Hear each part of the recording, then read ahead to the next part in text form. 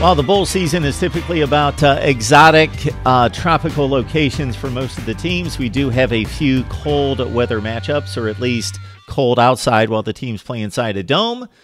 Thus is the case with Minnesota and Georgia Tech at the Quick Lane Bowl.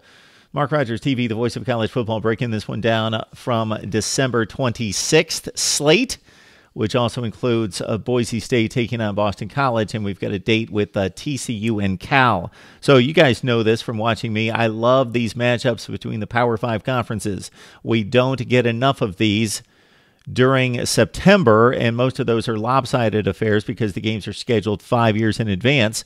During bowl season, we can question or conjecture on motivation, but what we can't conjecture on is the final score between like-seeded teams. So you've got a 4-4 team in Georgia Tech from the ACC, 7-5 overall, 6-6 Minnesota, 3-6 in the Big Ten, but they won 3 of their final 4 games. Let's dive into it here, understanding that Minnesota's missing 2 of its best players, with Donnell Green, their left tackle, sitting out, foregoing his final game to prepare for the NFL draft.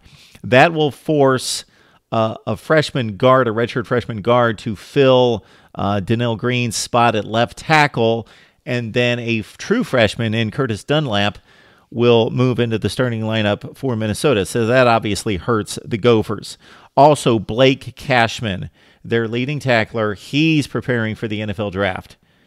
He had 31 total tackles for loss in his career, 31 tackles for loss and 12 sacks as a 3-year starter.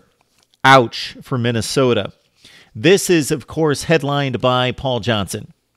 22 seasons as a head coach, winning 2 national championships at Georgia Southern, moving to Georgia Tech 11 seasons ago, going 82-59 at Georgia Tech, winning 3 bowl games, taking them to 2 Orange Bowls against Iowa and Mississippi State, winning the ACC in 2009.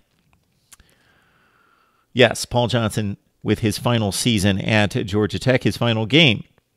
And at Georgia Tech, I misspoke, 5-3 in ACC play as they finished strong down the stretch with 4 consecutive ACC wins before they faced one of the best teams in the country in being dismantled by Georgia 45-21. P.J. Fleck, of course, just 2 years at Minnesota, disappointing in his first season. It appeared to be a very disappointing 2018, but his team rallied, and we'll get to why, most likely, Minnesota played much better down the stretch. All right, we've got a Georgia Tech rushing attack that always is top 3 in the nation, along with Army, Navy, and Air Force. This season, they led the nation in rushing at 335 yards per game. They only averaged about 379 yards per game, so only 45 passing yards per game. Yes, they ran it down their opponents' throats, and Minnesota now has had roughly a month to prepare for this flexbone triple attack option offense for Georgia Tech. And again, Blake Cashman, their best, most instinctive, and most talented player, i.e. moving on, preparing for the NFL draft, missing for Minnesota. That is key, but the rest of the defense has had this opportunity to clamp down on a rushing attack that's going to come in waves. You've got a number of players in play. Tobias Oliver was a quarterback at one point, but Taquan Marshall, of course, the starting quarterback for Georgia Tech, at 4.5 yards per carry. Then you've got Oliver, who averaged 5.6 yards per carry. The 2 running backs that do the most damage for Tech, Jordan Mason at 6.2 yards per carry and Jerry Howard at 5.3 yards per carry. Those guys all combined for 35 of the 45 rushing touchdowns for Georgia Tech, going up against a rush defense that, though mauled against the likes of Nebraska and Illinois, the numbers that Illinois put up on this Minnesota defense, 430 yards rushing, Nebraska 383 in 2 blowout losses to pretty marginal teams, especially Illinois, maybe the second worst team in the Big Ten, would be alarming, except for one huge difference. Rob Smith came in from Arkansas, was supposed to be a key factor in building this football program and his defenses just didn't work at Minnesota. In 9 games, Minnesota gave up over 43 points per game and 507 yards of total offense in their first 9 games. In their final 3 games, as Joe Rossi moved from defensive line coach solely to the defensive coordinator's role, Minnesota went from giving up 43 points per game to 16, giving up 507 yards of total offense per game to 305. Now, one would think, let's look to see who they played the final 3 games. And though they didn't play explosive offenses, aside from Purdue winning 41-10, consider that Minnesota played 3 of the tougher teams on its schedule the final 3 games. They beat Purdue 41-10. They lost respectively to Northwestern 24-14, the team that won the division and went to the Big Ten championship game. And they won for the first time in 15 years to win the Axe back, the Paul Bunyan Axe. They dismantled Wisconsin 37-15, and their rushing attack with Jonathan Taylor, the Doak Walker Award winner, and Minnesota shut them down to under about 170 yards rushing. So night and day. So despite the loss of Blake Cashman, I am very high on this Minnesota defense and what they were able to accomplish against a couple strong rushing attacks, especially with Purdue also throwing the ball with David Blau, and with Wisconsin, and of course Northwestern won the division. So tremendous improvement out of Minnesota. So it's going to be Minnesota's run defense, much improved against Georgia Tech's #1 rushing attack in the nation. Are they the best at running the football? No. They are the #1 rushing attack statistically because they run it more than anybody else in the nation, I believe 62 times per game. First ever meeting between these two teams. Again, we highlight the bowl season in which the Power 5 conferences get together. The Big Ten all-time is 85-66 against the ACC. So with a decided edge, but competitive there, 85-66. But the ACC has won more bowl games versus the Big Ten, 19-14. These two schools have never met. The Gophers are 14-7 all-time against the ACC, and Georgia Tech's 23-13 against the Big Ten. Georgia Tech's final matchup against a Big Ten team was in the Orange Bowl after that aforementioned one ACC title from Paul Johnson, and they lost to the Hawkeyes 24-14. Syracuse beat Minnesota in the 2013 Texas Bowl, the Gophers' last contest against the ACC. The Big Ten has won 6 of the last 7 matchups with the ACC.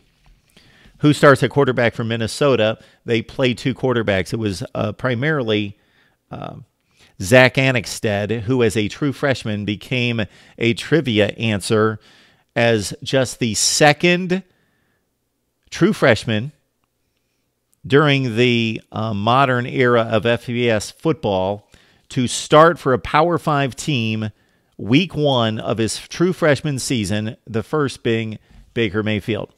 Zach Annexstad didn't necessarily produce the results of a Baker Mayfield with 51% completion percentage, 9 touchdowns, and 7 interceptions. That's one of the reasons why Tanner Morgan played a whole lot more football late in the season during the winning streak.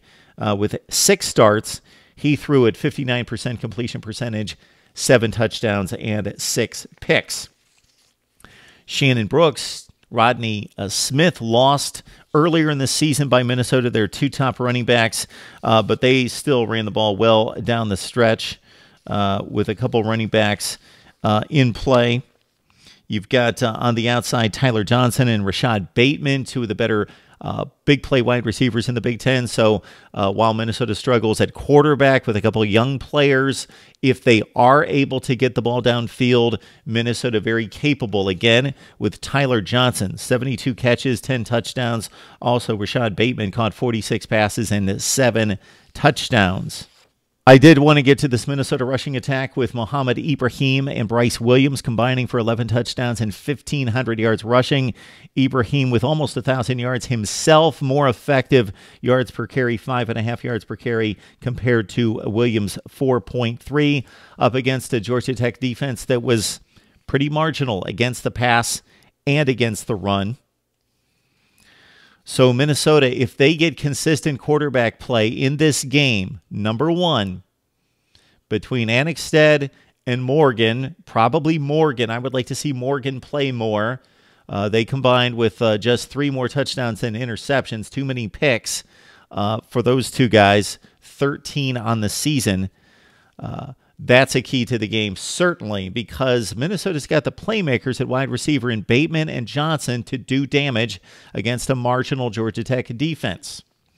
Also, the Minnesota offensive line is key, of course, as probably the most important unit on the field, that if, with the loss of Donnell Green, preparing for the NFL draft, Minnesota with a true freshman stepping into line play, unless he is a disaster, they should be able to move the ball against the Georgia Tech defense that is pretty darn marginal.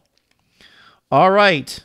Anything else here that we want to highlight? The Minnesota defensive S&P, again, skyrocketed the final 3 games of the season with those performances and only giving up just over 300 yards per game and 16 points per game, all the way to 44th in the nation in Bill Conley's S&P+. What's odd here is that Minnesota is very, very poor at converting scoring opportunities in the red zone. 110th in the nation during, according to the Bill Conley metrics. Georgia Tech, though, when opposing offenses get into the red zone, they give up points. So it's going to be bad Minnesota offense against bad Georgia Tech defense in the red zone, and who is going to be able to execute in that situation. All right. I have wrestled around with these numbers and metrics too much. I've overthought this one. Paul Johnson, last game at Georgia Tech. My initial thought was Georgia Tech's the better team slightly. Minnesota is a marginal team that went 3-6 in the Big Ten. But let's consider what's happened down the stretch. Minnesota playing such great football those final 3 games against pretty solid competition in Purdue, Northwestern, and Minnesota, or against Wisconsin. Georgia Tech. I believe the metrics favor Georgia Tech, but I like the balanced Minnesota attack. If the quarterbacks play well, they've got guys that can really tear up the Georgia Tech defense. I will take Minnesota to pull off the upset as a 6-point dog right now. Gophers win it over the Yellow Jackets, final of 30-27. My thoughts on the Quick Lane Bowl. Would love to get your prediction right here at Mark Rogers TV, the voice of college football.